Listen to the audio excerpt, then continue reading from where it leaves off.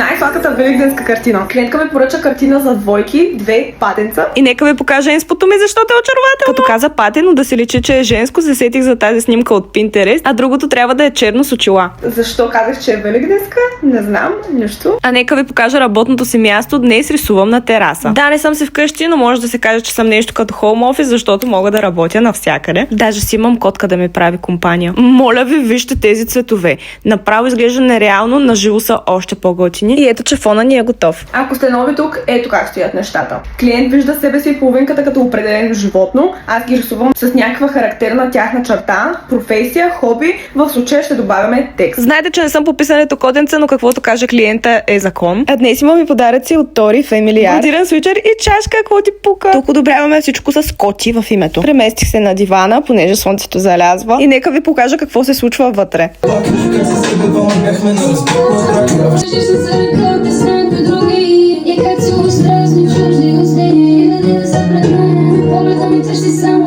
Обичам тази песен. Добре, това не са ли най-сладките патета, които сте виждали? Получи се мега сладко, хора. Обожавам ги! Мисъл, това патя има цвете на главата. Да, тъгни половинката си, ако това сте и вие. Правя картини изцяло по идея на клиента. Поръчаме нещо интересно и после дори ще гледаш процеса.